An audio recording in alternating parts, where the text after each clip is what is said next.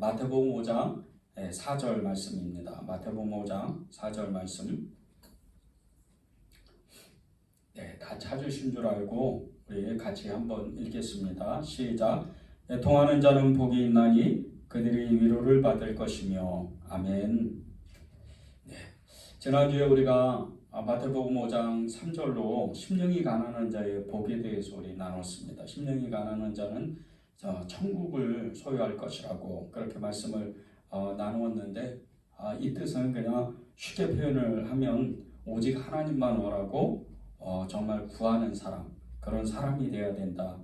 그것을 정말 더 정확하게 우리가 나누면 예수님만 원하는, 예수님만 구하고 예수님으로만 설명되어지는 그런 사람이라는 거죠. 심령이 가난하다. 하나님을 더 구하는, 예수님을 더 구하는 그런 사람이라는 거예요. 그래서 그런 사람이 천국을 소유한 자의 모습이라는 거죠. 오늘 말씀이 너무 중요한 것은 이 천국을 소유하는 자가 구하는, 이 천국을 소유하는 사람이 어떤 사람이냐, 그런 사람의 두 번째 말씀으로 그런 사람이 애통한 사람이라는 거예요. 그 마음 가운데 예수님이 아닌 다른 어떤 것도 없는 사람, 그런 애통한 마음이 있다는 거예요. 자신의 그 연약함, 자신의 정말 그 죄의 그 모습을 보면서 애통해하는 사람, 그런 사람이 천국을 소유한 사람의 모습이라는 겁니다.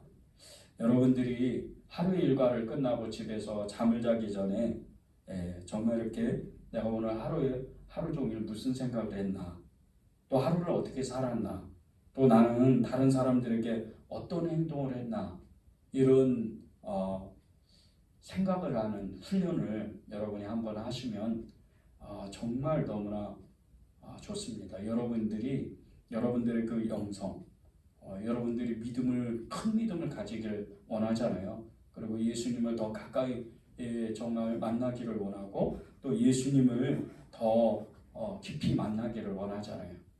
그러려면 이 영성 훈련, 믿음의 훈련들을 해야 되는데, 가장 좋은 것 중에 하나가, 그 여러 가지 방법 중에 하나가, 이렇게 하루에 이제 일과를 끝내고 내가 잠자리에 들고 이불 속으로 들어가기 전에 하루에 오늘 내가 지내면서 무슨 생각으로 살았나, 그리고 오늘 나는 다른 사람들에게 어떤 행동을 했을까, 이런 생각을 하는 훈련들을 하면 굉장히 좋습니다. 그런데 이런 훈련들을 하다 보면 우리도 언제부턴가 모르게 갑자기 어느 순간서부터 우리의 영혼에 영혼이 이렇게 잘 있는지, 나의 영혼이 정말 온전한지, 이런 것을 스스로 이렇게 점검하는 시간들이 그냥 갑자기 그런 마음이 들기 시작하면서 오늘은 내가 영성이 충만하지 않았는데, 오늘 성령 충만하지 않았는데, 이런 생각을 할 때가 있다는 겁니다. 그런데 그런 생각들, 이런 생각이 나면서 또 한 가지의 든 생각들이 있어요. 그러면서 바로 오는 생각들이 뭐냐면요, 오늘 하나님 앞에 내가 생각하지 말아야 되는 생각들, 그리고 내가 하지 말아야 될 행동들이 무엇일까? 성경 말씀을 기준으로 해서 내가 이 행동을 하지 말고 이 말을 하지 말았어야 되는데, 이런 생각들이 떠오르는 거예요. 그런데 그런 생각을 하게 되면 그 깨닫는 게 바로 오는데, 그것이 우리 안에 연약함과 죄예요. 우리의 죄성을 깨닫게 되는 거예요. 그것을 알고 느끼는 것이 믿음입니다. 이것을 알고 느끼는 것이 영성이에요. 그것을 아는 순간 내 모습이 얼마나 연약한지, 그리고 내 안에 얼마나 더러운 죄들이 있는지 적나라하게 그것을 금방 느낀다는 거예요. 아무도 모르지만 하나님과 나와 아는, 하나님과 나와 둘만 아는 그런 죄성과, 그리고 나의 연약함, 내 자아를 그냥 나는 알 수가 있다는 거예요. 그러면 이제 다음날 어떻게 하겠어요? 다음날 내가 무엇을 해야 될지, 또 어떤 행동을 해야 될지, 어떤 말을 해야 될지 그냥 안다는 거예요. 이 훈련이 하루, 이틀, 3일, 그리고 한 달, 1년이 되면 완전히 나는 전과 다른 모습이 됩니다. 완전히 전과는 조금 다른 모습으로 살아가는 거예요. 소위 말해서 믿음의 삶을 살아가는 거죠. 기독교의 많은 성자들, 기독교 2000년 역사의 수많은 성자들, 그 성자들이 했던 훈련이 저녁마다 자신의 내면을 점검하는 훈련을 했습니다. 이 훈련을 하면서 자신들 스스로는 아무것도 정말 할 수 없다는 것을 스스로 자신도 모르게 그냥 고백한다는 거예요. 그리고 자기 안에 정말 그 더러운 죄가 있다는 것, 자기 안에 너무나 엄청난 그 죄성의 자아가 있다는 것을 알게 된다는 거예요. 그것을 깨달은 이 성자들은 예수님이 자신들과 함께하지 않는다면 그는 모든 자신의 일들, 자신의 생각들, 자신의 행동과 말들이 다 죄와 연결된다는 것을 알게 됐다는 거예요. 그런데 중세시대 때 많은 성자들 중에 대부분의 성자들은요, 수도원에서 살던 사람들이에요. 사람들을 아예 안 만나는 거죠. 세상 사람들을 안 만나고 세상 사람들과 완전히 동떨어져서 사는 사람들인데조차도 불구하고 그 사람들은 자신의 내면을 바라보는 이 내면을 점검하는 이 훈련을 통해서 얼마나 죄가 많고 얼마나 자신들이 연약하다는 것을 알게 됐다는 거예요. 우리 스스로도요, 예수님이 아니고는 우리가 숨 쉬는 것조차, 그리고 우리가 건강하잖아요. 몸이 건강한 이것조차도 예수님으로 생각하지 않으면 그냥 우리가 잘 먹고 잘 사는 거, 우리가 건강하게 사는 거, 이것조차도 다 내 능력이라고 생각해요. 내가 운동을 해서, 내가 돈을 벌어서, 내가 좋은 생각을 해서 그게 다 잘 됐다고 생각을 하는 거예요. 하나님과는 아무 관계가 없어요. 그래서 예수님이 아니고는 더 예수님과 관계없는 삶을 사는 사람들은 더 많이 벌고 더 많이 성공하고 하나님의 일을 할 수 있다고 생각해요. 예수님을 믿고 예수님이 아니고도 내 힘으로도 하나님의 일을 할 수가 있다고 생각해요. 그리고 내 건강도 예수님이 아니고서도 내가 열심히 운동하면 내가 건강을 스스로 지킬 수 있다고 생각을 하는 거예요. 이게 자아입니다. 이게 죄예요. 이런 사람이 자신의 능력을 믿고 자신의 자아를 믿고 자기도 알지 못하는 죄를 통해서 자신 안에 내면에 있는 죄를 통해서 더 많이 벌고 더 열심히 운동하고 더 뭐든지 열심히 하려고 하는 자아의 죄입니다. 요즘 사회적으로 큰 뉴스, 정말 말할 수 없는 뉴스들이 많죠. 진짜 우리가 이해하지 못하는 뉴스들도 많은데 요즘에 이 돈에 관련해서, 부에 관해서, 부자가 되는 것과 관련해서 정말 너무 정말 이렇게 온 사회가 그냥 다 들끓듯이 돈이 많은 사람은 더 많이 벌려고 그러고 돈 없는 사람은 정말 그 소식을 들을 때마다, 뉴스를 들을 때마다 마음이 낙심하고 좌절하는 이런 뉴스가 이 소위 말해서 비트코인이라고 가상화폐하고 부동산 정말 이 뉴스입니다. 관련 뉴스예요. 이 가상화폐 비트코인 이 뉴스는 많은 사람들을 정말 이렇게 신기루처럼 꿈을 갖게 하고 그리고 돈 없는 사람, 가난한 사람들은 정말 크게 낙심하게 만들어요. 부동산은 말할 것도 없죠. 몇 년 전에 그냥 저 작은 돈을 그 비트코인에 투자했더니 수년이 지나니까 수억 원이 되었다더라. 이런 뉴스. 그리고 어디에 이렇게 부동산에 그 아파트를 이렇게 당첨을 돼가지고 몇 년 기다렸더니 그냥 매덕이 그냥 뛰었다더라. 심하면 그냥 10억이 넘을 정도로 그렇게 돈을 벌었다더라. 이런 뉴스를 들으면 가난한 사람들은 너무 좌절하는 거예요. 낙심해버리는 거예요.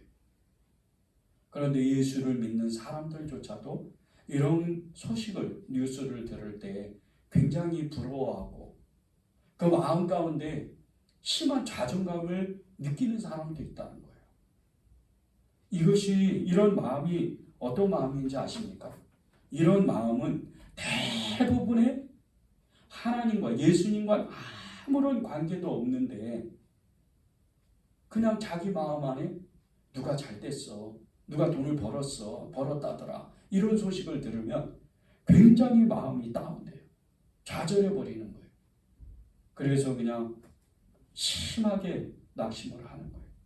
왜 이런 생각이 드는지 아십니까? 왜 이런 생각이 우리 마음 가운데 왜 계속 마음을 어렵게 하는 줄 아십니까? 그것은 우리의 자아 때문이에요. 우리 안에 우리도 모르는 죄성이 있기 때문이에요. 이 죄는 절대 벗어지는 게 아닙니다. 절대 없어지지가 않아요. 우리가 죽기 이전에는 죄는 안 벗어져요. 정말 우리가 어디 정말 그 동화와 같이 이렇게 전래 동화와 같이 어디에 이렇게 가서 뭐 3,000년을 살았는데 그 3,000년을 사는 것을 숨기기 위해서 내과에 가서 그 수술을 이렇게 닦는다는 무슨 동화와 같이 우리의 죄를 아무리 닦아도 아무리 열심히 빨아도 아무리 열심히 정말 이렇게 그 흐르는 냇물에 그 죄를 씻어도 절대 그 죄는 벗어나지 않아요. 예수님을 믿었는데 그 죄가 벗어날 수 있을까? 안 벗어나요. 벗어날 수가 없어요. 그래서 바울은 너무 괴롭다 그랬어요. 그 죄가 벗어나지 않으니까. 우리의 죄는, 우리의 이 자아는 절대 없어지는 게 아니에요. 왜 우리가 누가 돈을 벌었다더라, 누가 정말 이렇게 집을 샀더니 엄청나게 돈을 벌었다더라, 이런 소식을 들으면 왜 마음이 어려워요? 왜 마음이 자꾸 다운되고 왜 마음이 그렇게 쓸쓸하고 외롭고 고독해져요? 이것은 하나님에 대한 우리의 신앙이 우리의 자아로 인해서 온전하지 않기 때문이에요. 왜 매일 저녁에 우리가 우리의 내면에 그 신앙을 점검해야 되는지 아십니까? 우리도 모르게 아침에 일어나서 집을 나서기 시작하면서 또 때로는 교회 와서 주일날 예배드리고 교회를 나서기 시작하면서부터 세상의 죄에 대한 그 세상 문화의 죄에 대한 그 때를 우리도 모르게 묻히는 거예요. 세상이 너무 크기 때문에, 세상이 너무 강하기 때문에 우리가 정결하게, 우리가 성결하고 우리가 믿음이 온전하게 있을지라도, 우리가 정결한 마음으로 있을지라도 우리 집을 나서면 깨끗한 심령인데 세상 가운데 나아가면 그냥 죄를 우리도 모르게 뒤집어 쓰고 죄를 먹게 되고 죄의 영향을 받게 되고 그렇게 되는 거예요. 그래서 소돔과 고모라의 그 도시에 살던 이 의로운 도시라고 그랬습니다. 이 의로운 도시 한 해, 두 해 살다 보니까 심령이 상했다고 그랬어요. 그 도시 문화가, 죄의 문화가 너무나 강했기 때문에.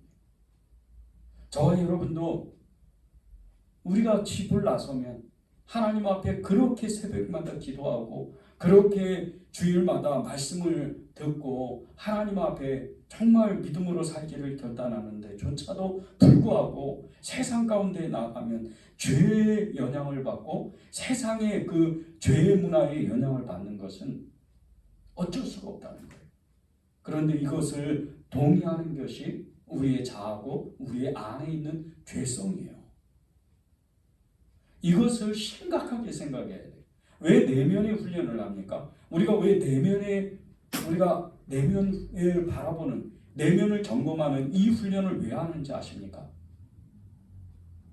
하나님 앞에 우리의 두 마음이 있기 때문이에요. 하나는 우리의 속사람이 날로 예수님을 구하고 예수님으로 살고 싶어하는 그 마음인데, 또 하나의 우리의 마음은 끊임없이 예수님을 외면하고 죄를 뒤집어 쓰려고 하고 죄 가운데에서 살려고 하고 욕망을 쫓아서 육신을 쫓아서 그렇게 살려고 하는 마음이 있기 때문이에요. 이런 마음이 우리 안에 내면 속에 가득하기 때문이에요. 그래서 우리는 하나님의 일조차도 우리의 힘으로 하려고 해요. 하나님 돈 벌게 해주세요. 내가 나중에 하나님이 일을 하겠습니다. 하나님 돈을 벌게 해주시고 성공하게 해주시면 제가 하나님의 일을 하겠습니다. 이런 마음을 우리 스스로도 모르게 가져요. 그리고 어떤 사람은 그렇게 기도도 해요. 하나님 이것만 성공시켜주면, 이것만 하나님이 이루게 하시면 제가 하나님이 일하겠습니다. 이렇게 기도하는 사람 많아요. 그런데 그런 것은 사실 하나님께 우리의 자아로 인해서 공수표를 나뉘는 것과 똑같은 거예요. 공수표를 나뉘는 거예요, 우리가. 하나님이 나에게 복을 주시면, 하나님이 나에게 축복하시면 내가 하나님의 일을 하겠다. 하나님은 완전히 잊어버리는 거예요. 하나님과는 완전히 상관없는 거예요. 그런 일을 우리가 마음에 품고 있는 겁니다. 바울은 우리의 이러한 마음을 갈라디아서 6장 7절 8절에서 이렇게 얘기를 합니다. 스스로 속이지 말라. 하나님은 업신여김을 받지 아니하시나니 사람이 무엇으로 심든지 그대로 거두리라. 자기의 육체를 위하여 심는 자는 육체로부터 썩어질 것을 거두고 심령을 위하여 심는 자는 성령으로부터 영생을 거두리라. 우리의 마음을 하나님께 숨기지 말라는 거예요. 속이지 말라는 거예요. 하나님은 업신여김을 당하는 사람은 분이 아니라는 거예요. 그런데 우리는 하나님을 속여요. 하나님 앞에 우리의 마음을 감추고 우리의 자아를 감추고 우리의 죄성을 감추고 하나님의 일을 하려고 해요. 이런 두 마음이 우리 안에 그대로 들어와 있어요. 그걸 인정하지 않고는 우리가 하나님을 알 수가 없어요. 천국을 보지도 못해요. 우리의 마음을 점검해야 되는 거. 우리의 내면을 왜 점검해야 되는지 너무 그것이 정확한 것이, 우리의 마음을 점검할 때 우리가 하루를 살아가면서 우리가 어떤 마음을 품었는지 하나님이 너무 잘 아시는데, 이 마음을 점검하면서 또 다른 우리가 다른 사람한테 하는 거와 우리가 행동하는 것 그리고 말하는 것 그 안에서도 너무나도 중요한 하나님과 우리의 사이에 너무나도 중요한 일이 그 안에 숨겨져 있다는 거예요. 이것은 우리의 영혼을 사실은 무너뜨리는 일과 그리고 우리의 영혼을 살리는 것 사이에 아주 정말 절박하게 기로에 서 있어요. 우리의 내면을 점검하는 것. 오늘 말씀과도 아주 밀접한 관계가 있습니다. 애통하는 자는 복이 있나니 그들이 위로를 받을 것이며. 무엇으로 애통하죠? 우리가 애통하는 것이 뭐죠? 그리고 애통하는 자는 복이 있다 그랬는데 이 복은 도대체 무슨 복입니까? 이 복은 도대체 어떤 복을 나에게 하나님이 주시려고 애통하는 자가 복이 있다고 그렇게 말씀하시는 겁니까? 이 애통하는 복이 뭘까요? 우리가 내면을 점검하면서 이 애통한 복을 받아야 되는데 이 애통한 복이 뭘까요? 그것은 죄에 대한 애통 아니에요. 이 죄를 해결하지 못하면, 이 죄를 청산하지 못하면 우리는 천국을 산다고 고백은 하지만, 천국을 소유했다고 말하지만 사실은 천국을 소유한 게 아니에요. 기독교는 정말 이 죄에 대한 각성으로부터 출발을 했어요. 그 죄를 안 사람이 누굽니까? 바울이에요. 수많은 사람들이 자기의 죄에 대해서 통곡하고 그 죄를 어떻게 하지를 못해서 씨름하고 그리고 자신의 그 애통함으로 하나님 앞에 나아가게 될 때 살아계신 하나님을 만난 거예요. 그런데 그 하나님을 만났을 때 우리의 죄가 얼마나 적나라한지, 우리의 죄가 얼마나 무서운지 그것을 주님으로 알게 된 거예요.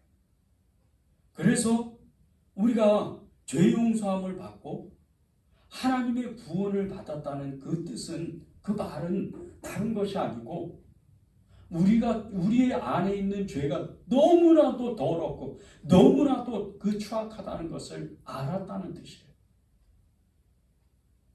그 죄가 예수님 믿었다고 청산되는 게 아니에요. 그대로 있습니다. 만약에 이게 죄가 완전히 청산됐다고 생각해 보세요. 그랬다면 우리가 두 번 다시 죄를 회개할 필요가 없잖아요. 혹자의 이단들이 많이 그런 얘기합니다. 죄를 한 번 회개했으면 끝난 거다. 그런데도 끊임없이 사람을 미워하고 시기하고 부러워하고 염려하고 근심하고, 그리고 더럽고 추악한 음란한 생각들, 온갖 복잡한 하나님으로부터 생각하지 않아야 될, 마땅히 생각하지 않아야 될 그런 생각들을 끊임없이 합니다.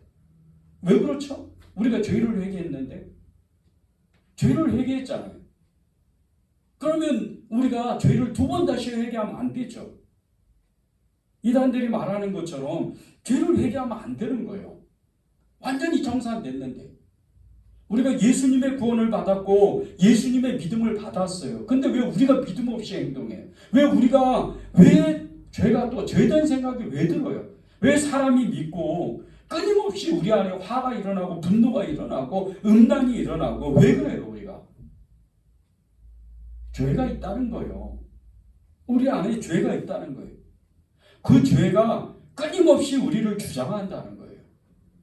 그 죄를 우리로서는 도저히 해결 못한다는 거예요. 죄 용서함을 받은 사람, 성경에서 말하는 이 죄 용서함을 받은 사람, 이런 사람 중에 저와 여러분이 다 아시는 것처럼 아주 정말 극적으로 하나님께 구원받고 죄 용서받은 사람을 말한다면 예수님의 십자가 옆에 있던 사람이에요. 강도죠. 그 사람이에요. 근데 이 사람을 생각하면 이 사람을 얘기할 때 많은 사람들이 그렇게 얘기합니다. 야, 하나님의 은혜가 너무 정말 한량없이 정말 너무나 극적인, 그 사랑은 끝없고 그 사랑은 말할 수도 없고 그 사랑은 정말 두 번 다시 있을 수 없는 사랑이다. 이렇게 고백을 해요. 그리고 그 사람의 구원을 정말 칭찬하듯이 정말 이 사람도 구원받았습니다. 이렇게 생각을 해요. 그러나 성경을요, 조금만 더 깊이 들어가 보면 그 강도가 저와 여러분인 거 아십니까? 생명의 주관자라고 그랬어요.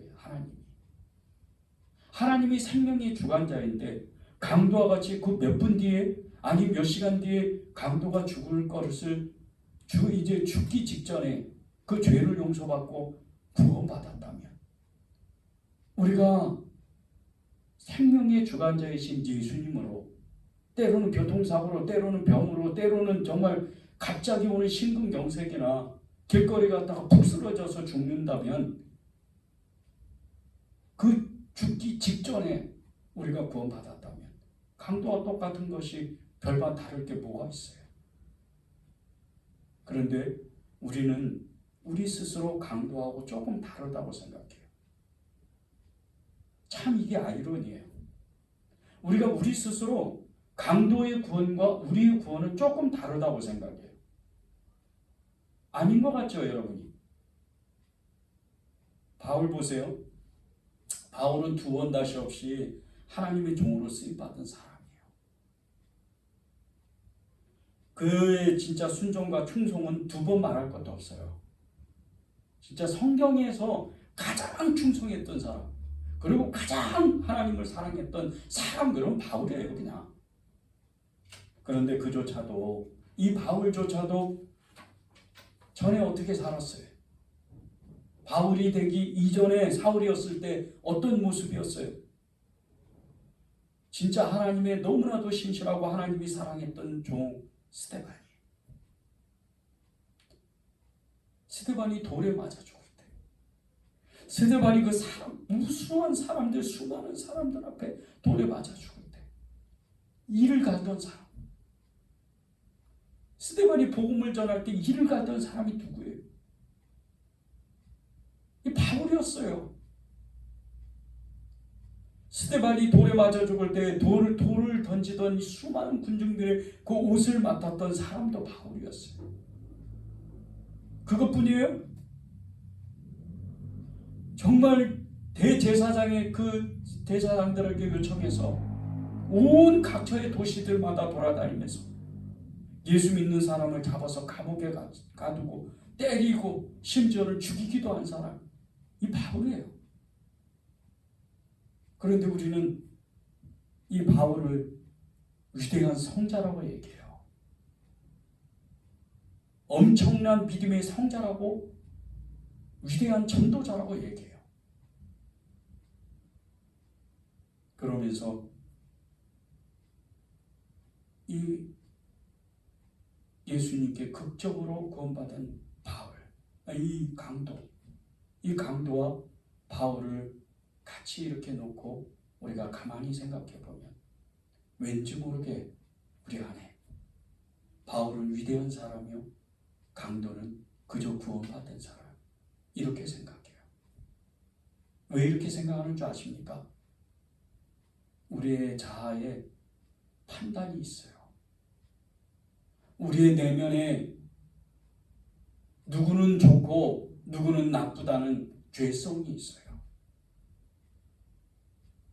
이 마음을 우리 안에 감추고 있어요. 똑같은 구원인데, 똑같이 바울과 강도 두 사람이 똑같이 구원받았는데도조차 왜 우리의 마음 가운데 두 사람을 똑같이 놓고 보지 않고, 똑같은 평행선에서 보지 않고 위아래라고 높낮이를 놓고 이렇게 보는 그 마음에, 우리 마음에 드는 것은 무엇 때문일까요, 도대체가? 우리 마음 안에 우리의 자아의 의의가 있다는 거예요. 그 마음이 얼마나 무서운 줄 아십니까? 이 마음이 얼마나 무서운 줄 아세요? 예레미야 선지자가 그 마음이 얼마나 무서운지를 예레미야서 17장 9절에서 얘기를 해요. 만물보다 거짓되고 심히 부패한 것이 마음이라고 그랬어요. 여러분이 구원받았는데 조차도 불구하고 말입니다. 예수님 아니고는 여러분의 마음, 저와 여러분의 마음은 얼마나 더럽고 얼마나 무서운지 몰라요. 우리는 항상 이 두 마음이 있어요. 이 두 마음이 계속해서 공존해 가는 거예요. 우리의 부패하고 우리의 이 엄청난 이 더럽고 추악한 마음, 이 부패한 마음이 우리 안에 있어요. 마치 자신이 하나님인 것처럼 정죄하고 판단하는, 누구는 믿음이 좋고 누구는 믿음이 없고, 누구는 하나님의 일을 엄청나게 하는 것 같고 누구는 하나님의 일을 안 하는 것 같고, 그런 마음이 우리 안에 있다는 거예요. 그래서 바울은 스스로도 자신이 고백하기를 자신 안에 있는 이 부패한 마음이 얼마나 더러운지를 얘기해요. 그것이 로마서 7장에 나옵니다. 그 중에 로마서 7장 21절 25절을 한번 보겠습니다. 그러므로 내가 한 법을 깨달았노니 곧 선을 행하기 원하는 나에게 악이 함께 있는 것이로다. 내 속사람으로는 하나님의 법을 즐거워하되 내 지체 속에서 한 다른 법이 내 마음의 법과 싸워 내 지체 속에 있는 죄의 법으로 나를 사로잡는 것을 보는도다. 오호라, 나는 공고한 사람이로다. 이 사망의 몸에서 누가 나를 건져내랴. 우리 주 예수 그리스도로 말미암아 하나님께 감사하리로다. 그런즉 내 자신이 마음으로는 하나님의 법을, 육신으로는 죄의 법을 섬기노라. 제자 중에 제자고 성자 중에 성자라고 하는 이 바울이 고백을 이렇게 해요. 얼마나 역설적인 이 표현이에요. 정말 하나님의 사람으로서 두 번 다시 없을 사도 중에 사도가 고백한 내용이에요. 우리 바울같이 살 수 없잖아요. 우리는 바울과 같이 일할 수 없잖아요. 그런데 이 바울이 자신의 그 내면에 하나님을 그렇게 사랑하는 사람, 예수님밖에 없는 사람이 자신 안에 두 가지 법이 있다는 거예요. 자신 안에 속사람이 하나님을 그렇게 갈망하고 사랑하는데 반면에 자신의 육신은 하나님을 밀어내고 하나님을 외면하고 죄로부터 그렇게 끊임없이 죄를 먹는 것처럼 미움과 다툼과 시기와 질투와 음란이 끊임없이 일어난다는 거예요. 그래서 자기가 괴롭다는 거예요. 24절 보세요. 오호라 나는 공고한 사람이로다. 이 사망의 몸에서 누가 나를 건져내랴. 아무도 자기의 마음은 모르지만, 아무도 자기의 속사람의 마음을 모르지만 하나님은 아신다는 거예요. 하나님은 자기의 마음을 꿰뚫어 보고 계신다는 거예요. 저와 여러분은 안 그래요? 바울과 같이 정말 그렇게 심령을 통분하고 저와 여러분의 마음은 그렇지 않으세요? 죄를 정말 우리가 고민하게 될 때, 우리의 죄성을 정말 생각할 때, 우리의 자아를 정말 싫어서 그것을 내뱉고 그렇게 그런 마음을 우리가 안 가져야 돼. 우리도 바울과 같이 그렇게 정말 이 죄가 추하고 더럽고 내 입에서 정말 뱉어버리고 싶을 정도로 그렇게 우리가 죄를 미워해야 돼요. 그렇지 않고는 우리 안에 애통함이 없어요. 애통한 마음이 생길 수가 없어요.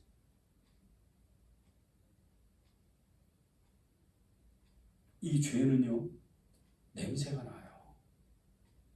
우리는 우리의 후각을 총동원해서 정말 우리 주변에 있는 반경 2m 안에 있는 모든 냄새는 다 맡을 수 있어요. 근데 죄의 냄새가 납니다. 그것은 우리의 육신으로 맡는 냄새가 아니에요. 이 죄의 냄새는 영혼으로 느끼는 냄새예요. 우리의 영으로 맡아야 되는 냄새. 썩어서 없어지고 너무 힘이 부패해가지고 정말 그것이 입에서 뱉어내고 싶을 정도로 그렇게 엄청난 죄의 냄새가 우리 안에 있어요. 그것을 느껴야 돼요. 이것이 해통하는 거예요. 이것이 통분하는 거예요. 성경은 죄가 썩어서 냄새가 난다고 분명히 말씀하고 있습니다. 요한복음 11장 35절 39절 우리 한번 보겠습니다. 예수께서 눈물을 흘리시더라. 죽은 지가 나흘이나 되었음에 벌써 냄새가 나나이다. 누가복음 19장 41절 44절을 보겠습니다. 가까이 오사 성을 보시고 오시며 이르시되 너도 오늘 평화에 관한 일을 알았더라면 좋을 뻔하였거니와 지금 내 눈에 숨겨졌도다. 날이 이를지라 내 원수들이 토돈을 쌓고 너를 둘러 사면으로 가두고 또 너와 그 가운데 있는 내 자식들을 땅에 메어치며 돌 하나도 돌 위에 남지 아니하리니 이는 내가 보살핌 받는 날을 알지 못함을 인함이니라 하시니라. 요한복음 11장 35절 39절 그 상황이 예수님이 그토록 사랑하셨던 나사로가 죽어서 사흘이나 지났어요. 그리고 그 무덤가에 가기 전에 이미 죽은 지가 사흘이나 돼서 냄새가 그 주변을 다 덮었어요. 예수님이 그것을 아시고 우셨어요. 35절에 우셨다고 합니다. 그런데 예수님이 우셨던 이 마음은 자신이 사랑했던 나사로가 죽어서 온 게 아니에요. 이 시체가 썩는 냄새와 같이 죄의 썩는 냄새가 나는 거예요. 예수님을 나의 구주 나의 하나님으로 아직 믿지 않았던 이 나사로가 죽었기 때문에 죄의 냄새가 계속 썩는 거예요. 그것이 예수님이 안타까우신 거예요. 나사로가 예수님이 다시 살리실 때 그는 어떻게 됩니까? 예수님을 믿는 사람이 돼요. 그는 죽을 때까지 예수님을 계속 따라다녀요. 누가복음 19장 41절 44절 상황이 어떤 상황입니까? 이제 십자가로 가기 위해서, 십자가의 길을 가기 위해서 예루살렘 성을 앞에 두고 예루살렘 성을 바라보면서 예수님이 우셔요. 그것이 41절에 나옵니다. 가까이 오사 성을 보시고 우시며. 예수님은 이미 그 예루살렘의 돌 위에 돌 하나도 남기지 아니하고 모든 것이 무너지고 모든 것이 없어지고 모든 것이 멸망할 것을 이미 아셨어요. 예수님의 이 말씀과 같이 실제 AD 70년에 로마 티토 장군으로 인해서 완전히 예루살렘은 멸망해요.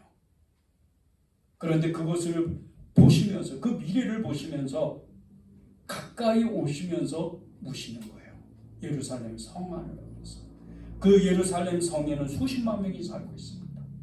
하나님을 알지 못하는, 예수님을 알지 못하는 수만 명이 있어요. 거기 수십만 명을 바라보면서 죄의 냄새가 가득한 이 성을 바라보면서 예수님이 오시는 거예요. 영혼이 불쌍하니까, 지옥 가니까, 그 죄 때문에 지옥 가니까 우시는 거예요. 왜 우리가 천국 복음을 완전히 정말 온전히 누리지 못하는 줄 아십니까? 그것은 우리의 마음이 부패해지고 있기 때문이에요. 우리의 마음에 죄가 있기 때문이에요. 내가 한번 회개했는데 내가 그때 정말 눈물을 뿌리며 정말 수시간 동안 하나님 앞에 회개했는데 또 회개해야 되나? 그것은 여러분의 마음을 보면 알아요. 여러분의 그 마음 가운데 그 죄로 인해서 너무나 부패한 그 마음, 썩어져서 그 냄새, 죄의 냄새로 가득해서 마음이 굳어지고 굳어질 대로 굳어져서 하나님이 어떤 얘기를 하셔도 귀를 닫아버리고 하나님이 어떻게 나를 찾아오셔도 외면해버리는 그 죄의 그 죄 때문에, 그 죄의 그 부패한 냄새 때문에 우리는 천국을 완전히 누리지 못하는 거예요. 왜 우리가 내면을 점검하고 그 내면 가운데 날마다 매 순간마다 하나님이 계신지, 우리의 믿음이 온전한지 왜 점검해야 돼요? 왜 우리의 마음이 하나님 앞에 정말 진실한지를 왜 점검해야 돼요? 죄가 있을까봐, 우리의 죄성이 계속 활동할까봐, 우리의 자아가 하나님의 말씀을 그냥 거역할까봐 끊임없이 우리가 그 내면을 점검하는 거예요. 죄에 대해서 아주 심각하게, 정말 이 죄가 얼마나 무서운지를 애통한 마음이 우리 마음 안에 있어야 돼요. 죄를 가지고는 아무리 작은 죄, 그 죄조차도 우리가 하나님을 만나게 하는 다 방해물입니다. 그것 가지고는, 이 죄의 냄새를 가지고는 하나님 앞에 나올 수가 없어요. 진심으로 죄를 벗어났다면 우리는 예수님의 옷을 입고 세상 좋은 것들을 다 헌신짝처럼 버리고 주님의 그 관심사, 주님이 관심을 갖는, 주님이 바라보시는 그것을 위해서 우리는 사는 사람이 돼요. 이런 사람들은 사실은 천국을 살아가는 사람들이에요. 그런데 이 천국을 살아가는 사람들, 죄를 정말 미워하고 죄를 뛰어넘고 죄를 짓지 않기 위해서 애를 쓰고 통분하고 애통해하는 이런 사람은 그런 사람의 삶은 아주 단순하고 복잡하지가 않아요. 아주 명료해요. 아주 간결한 삶을 살아요. 외국 사람들 이렇게 한국에 들어와 가지고 생활하는 모습을 그 영상으로 본 적이 있었어요. 근데 영상을 보면서 인상 깊은 것이 있었는데, 그것은 제가 생각하는 것과 그들의 그 삶의 모습이 다르다는 것에 보면서 굉장히 이렇게 마음에 도전이 된 적이 있었어요. 이 외국 사람들이 한국에 와서 이렇게 살게 될 때 대부분의 사람들이 가전제품이나 그리고 가구들 이런 물건들을 사면서 좋은 제품을 안 삽니다. 그리고 집을 얻을 때도 뭐 좋은 아파트 이런 거 안 얻어요. 대부분 그냥 허름한 그냥 편한 그런 빌라에, 그리고 가구나 가전제품을 살 때도 중고를 사서 그렇게 그냥 잘 써요. 심지어는 주방에서 쓰는 그 주방용품들도 다 쓰던 거 그냥 얻거나 그렇게 샀었어요. 그런 것을 보면서 한국 사람들이 이사를 하거나 오래된 가구를 처분할 때 좋은 거 쓰고 그리고 더 좋은 가구를 사는 것을 이렇게 보면서 많이 비교가 되더라고요.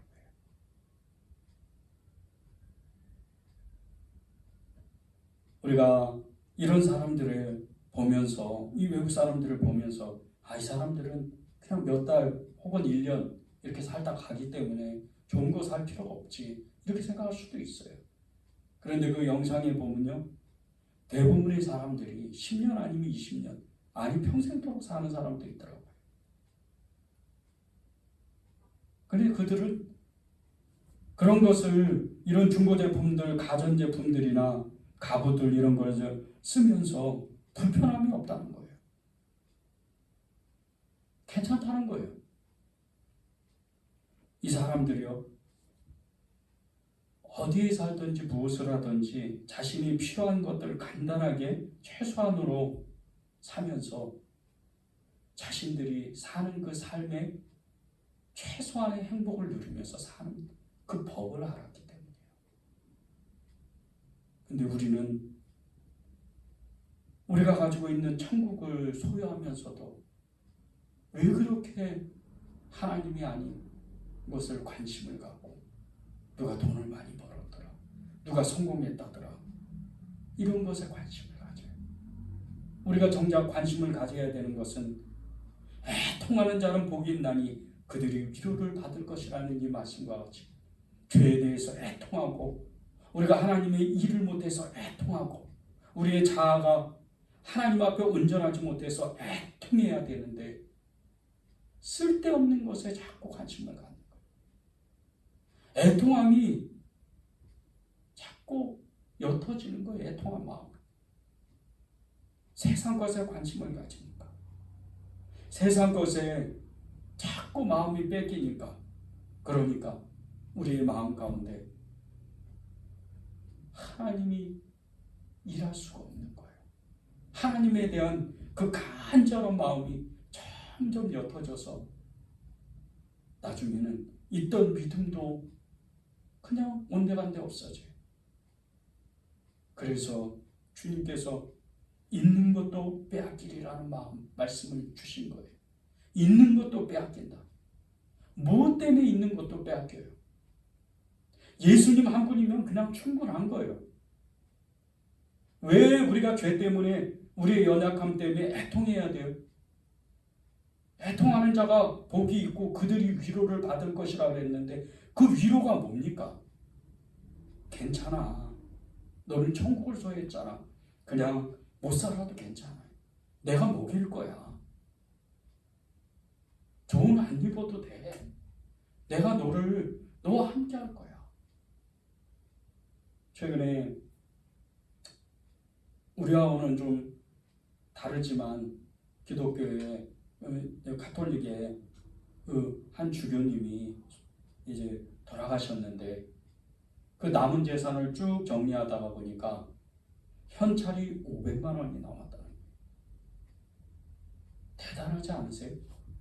80을 넘게 90을 사셨던 분인데 남은 재산이 500만 원이라는 거예요. 4만 명이 넘는 조문객이 이 주교님을 찾아와서 조문을 했는데 너무 존경한 마음에 깨끗하게 살아서 그렇게 조문을 하고 존경을 받는 거예요. 왜 그래요? 심령이 깨끗하니까, 마음이 깨끗하니까 그렇게 필요가 없는 거예요. 옷도 몇 벌 없고 한두 벌 이거 그냥 평생 사는 거예요. 저도 그런 소식을 들을 때마다 제 마음을 점검하게 돼요. 좋은 집, 좋은 옷, 좋은 차 이런 것은 목회자가 추구하는 것은 아니다. 늘 마음 안에 그것을 점검해요. 근데 여러분은 어떠세요? 여러분은 여러분의 삶을 정말 만족하면서 살고 계세요? 여러분의 삶이 나는 예수님 한 분 그분으로 나는 충분하다. 그렇게 믿으면서 살고 계세요? 왜 죄에 대해서 애통해야 되는 줄 아십니까? 왜 죄에 대해서 통분해야 되는지 아십니까? 죄에 대해서 통분하고 죄에 대해서 애통하면 하나님의 위로를 받는데 그 하나님의 위로는 괜찮아요. 괜찮아. 내가 너와 함께 할 거야. 괜찮아. 내가 너를 도와줄 거야. 잘 먹고 잘 사는 게 아니에요. 천국은 성공하고 부자가 되고 그런 게 아닙니다. 하나님의 복이 뭔지 아십니까? 예수님 그분 자체예요. 그분이 나한테 오시는 거예요. 그래서 그분이 나를 통해서 사는 거예요. 나와 함께 사는 거예요. 그게 진짜 복이에요. 여러분이 예수님 믿는다고 부자가 되고 성공하고 싶으면 여러분 조금 예수 믿는 것을 늦춰야 돼요. 성공하고 나서 예수를 믿어야 돼요. 또 부자가 되고 예수를 믿어야 돼요. 뭐 그럴 수 있을지 없을지는 모르지만 말입니다. 예수님 안에 있을 때 여러분의 삶을 뛰어넘고 정말 말할 수 없는 어떤 정말 이렇게 부자가 되고 성공하고 그런 꿈을 가지신다면, 꿈을 갖고 있다면 여러분 잘못된 생각이에요. 그럼 빨리 내려놔야 돼요. 절대 그런 일 없어요. 있을 수가 없어요. 그런 예수님 안에서는 있을 수가 없는 일이에요. 그런 사람도 있다던데? 있어요, 있기는. 그런데 그런 사람은 특별한 은혜가 있는 거예요. 그 사람만에. 다 사도가 아니고 다 성도도 아니고 다 선지자도 아닌 거예요. 말씀을 잘 점검해 봐야 돼요.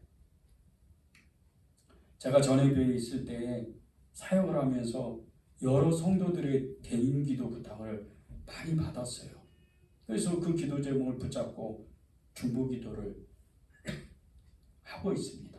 지금도 그분들 중에 기도 부탁을 하는 분들이 있어요. 그래서 기도를 붙잡고 기도 제목을 붙잡고 기도를 해요. 근데 기도하면서 정말 아쉽고 아쉬운 마음이 드는 곳이 있는데 그건 다름 아닌 기도문의 그 순서예요. 대부분의 기도 제목이 어떤지 아십니까? 자녀들에 대한 어떤 축복의 기도, 또 가정, 형제들, 뭐 이런 기도 제목들이에요. 그리고 나서 맨 마지막에 정말 이렇게 무슨 이렇게 패키지처럼 이렇게 끼워놓은 기도 제목이 이렇게 교회, 한국교회, 북한, 열방, 세계 이런 기도 제목이 맨 끝에 들어와요. 그런 기도 제목을 보면서 이분들의 그 기도 제목의 우선순위는 도대체 뭘까? 우선적으로 기도할 수 있는 마음을 어떻게 가지고 있을까? 이런 마음이 드는 거예요. 사실은 뒤에 있는 기도 제목은 그냥 끼워 넣는 거예요. 사람의 마음이요, 참 너무 정확해요. 우리의 마음은요, 우선적으로 가장 먼저 생각하는 것들이 반응하게 돼 있어요. 우리의 마음속에 깊은 곳에 있었던 것이 그냥 나오게 돼 있어요. 우리의 마음이 그렇습니다. 그것이 마태복음 6장 21절에 나옵니다. 내 보물 있는 그곳에는 내 마음도 있느니라. 우리가 원하는 그 마음이 그것이 그대로 드러나는 거예요. 이런 일을 하겠습니다. 저런 일을 하겠습니다. 하나님이 복을 주시면 이런 일을 하겠습니다. 사실 가짜예요. 직장 주세요. 좋은 집 주세요. 그게 그 사람이 원하는 거예요. 사실은. 이게 우리의 마음입니다. 이것을 잘 점검해야 돼요. 우리가 우선적으로 생각하는 것, 하나님의 일, 아니면 나의 일, 이런 우선순위, 이것을 바로 정해야 돼요. 우리의 마음을 매번 우리의 내면을 점검해야 되는 이유가 여기에 있어요. 애통하는 자는 복이 있나니 그들이 위로를 받을 것이니라. 애통하는 자는 복이 있나니 그들이 위로를 받을 것이니라. 하나님의 일을 먼저 생각하는 사람, 하나님을 알고 싶어하는 사람, 이 애통함이 뭔지 아십니까? 자신은 하나님의 일을 하고 싶은데 자신 안에 그 죄가 걸림이 되는 거예요. 그래서 애통한 거예요. 그래서 통분하는 거예요. 그래서 울부짖고 기도하는 거예요. 이게 진짜예요. 이게 애통하는 거예요. 오늘 이 산상수훈의 팔복 말씀 중에 두 번째 말씀의 핵심이 뭔지 아닙니까? 죄에 대해서 애통한 거예요. 죄에 대해서 통분하는 거예요. 이 죄에 대한 각성이 일어나야 우리 마음 가운데 가장 우선순위가 뭔지를 그냥 알게 돼요. 그것이 빨리 해결되지 않으면 하나님의 일을 할 수가 없어요. 천국 완전히 누릴 수가 없어요. 온전히 누릴 수가 없어요. 선한목자교회에 현성민 장로님이라는 분이 계세요. 올해 이제 2021년도에 장로가 되신 분이에요. 청년 때 또 정말 신혼 때부터 결혼해서 얼마 되지 않아서 술 중독에 빠졌어요. 술과 도박으로 방탕한 생활을 겪다가 도망치다시피 일본에 가서 무엇을 또 해보려고 애를 썼지만 하는 일마다 되지가 않았어요. 하나님 앞에 돌아오지를 못했어요. 그러다가 어찌어찌해서 이제 한국에 돌아와서 선한목자교회에서 어렸을 때부터 믿음을 가졌던 다시 믿음을 신앙생활을 다시 시작했어요. 그리고 봉사위원회라는 그 봉사 이 조직에 들어가서 정말 수년 동안 10년을 넘도록 그렇게 자기 몸을 혹사해가면서 자기 몸을 애써가면서 교회를 섬기고 어려운 사람들을 섬겼어요. 허리도 다치고 온몸에 멍이 들고 여러 군데를 다쳤어요. 그러고 나서 하나님이 그 자녀들을 선교사로 만들고, 그리고 장로님 스스로 하나님의 사랑으로 그 교회 안에 한 성도에게 간이 시식을 했어요.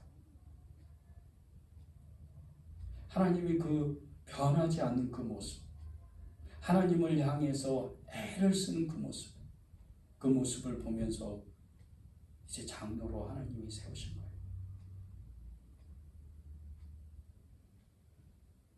이 장로님은 자신이 전에 지었던 이 죄에 대해서 심각하게 고민했어요. 심각하게 통분했어요. 애통하며 하나님을 찾았어요. 죄를 없애달라. 이게 통분하는 거예요. 이게 애통한 겁니다. 진정으로 죄에 대해서 애통한 사람은요, 똑같은 회개인 것 같은데도 다른 사람과 전혀 다른 삶을 살아가요. 완전히 변한 모습으로 살아가요. 전에는 화를 냈던 사람이 순한 양이 되고, 전에는 불신적인 사람, 불신앙적인 사람이 이제 하나님 앞에 진정으로 순종하는 사람이 돼요. 음란했던 사람이 정결하고 순결한 사람이 되고, 전에는 아무런 희망이 없고 소망이 없던 사람이 아무것도 없으면서도 변하지 않는 믿음으로 소망을 갖고 확신을 갖고 그렇게 하나님의 일들을 하는 사람이 돼요. 애통하는 자는 복이 있나니 그들이 위로를 받을 것이라. 정말 죄에 대해서 우리가 각성하고 죄에 대해서 애통해야 돼요. 그래야 하나님을 만나는 사람이 되고 천국을 소유하는 사람이 되는 거예요. 이 애통하는 사람이 받은 복이 뭡니까? 위로를 받았다 그랬어요. 하나님의 위로가 뭐예요? 걱정하지 마. 내가 너와 함께 있을 거야. 내가 너를 도울 거야. 내가 너와 끝까지, 언제까지나, 세상 끝날 것까지, 아니 천국까지 내가 너와 영원히 함께 있을 거야. 이 위로를 받는 거예요.